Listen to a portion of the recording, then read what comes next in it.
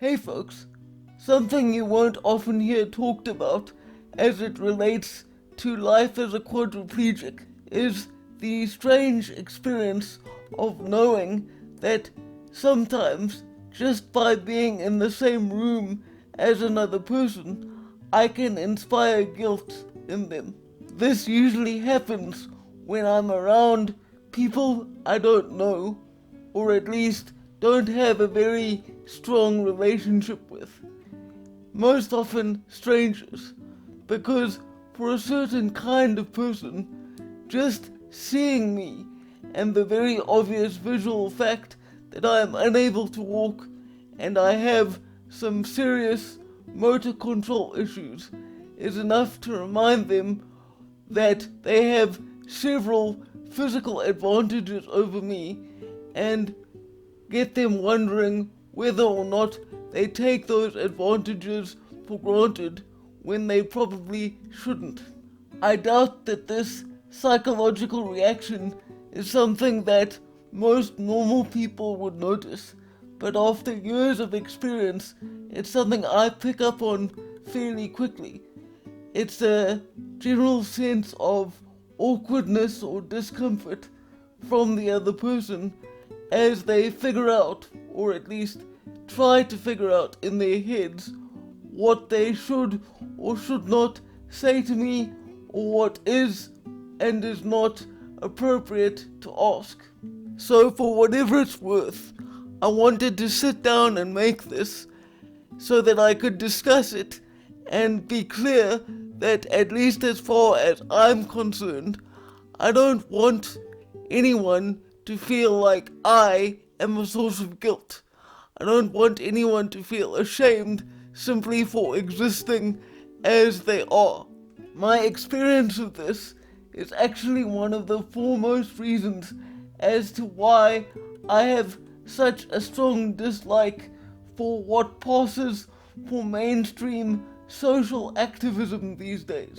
The reason I choose to stay as far away as possible from most people who self-identify as activists today is that rather than identifying real problems which might be solved through open dialogue, cooperation, and community spirit, they would instead like to single out people based on arbitrary characteristics like race, gender, and level of ability in order to shame them and make them feel guilty for wanting to achieve the best that they can in their lives. At the same time, they would single out people like me for unrealistic amounts of praise and almost a kind of deification or saint worship. I believe that it is very important to remind regular people that those who live with disabilities are in no way saints or somehow morally superior to you.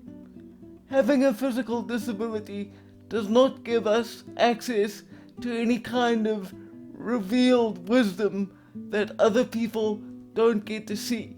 Neither myself nor any other disabled person, for that matter, is entitled to any praise unless we earn it, just like everyone else.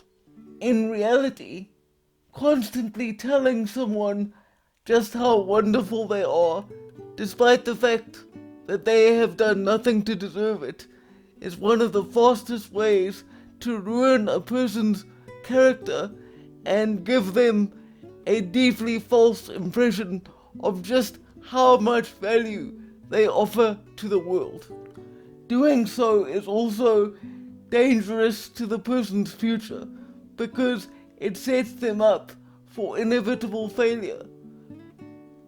You might think you're being nice and doing the right thing by boosting a disabled person's ego, but there will come a day when they encounter a situation in which the people around them aren't nearly as nice as you have been, and if they haven't been taught how to bounce back from negative or uncomfortable encounters like those, they are very likely to fall apart and may never fully recover. In my opinion, one of the best things you can do for people with disabilities is to hold us to the same moral and ethical standards as you would any other person. This doesn't mean that you should try to ignore a person's limitations or physical challenges, but nor does it allow them to use a disability to manipulate you or make you feel guilt or shame simply for having been born without one. Anyone who attempts to engage in that kind of psychological manipulation is a piece of garbage and should be called out as such.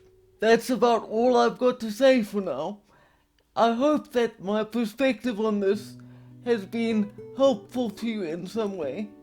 And for now, farewell.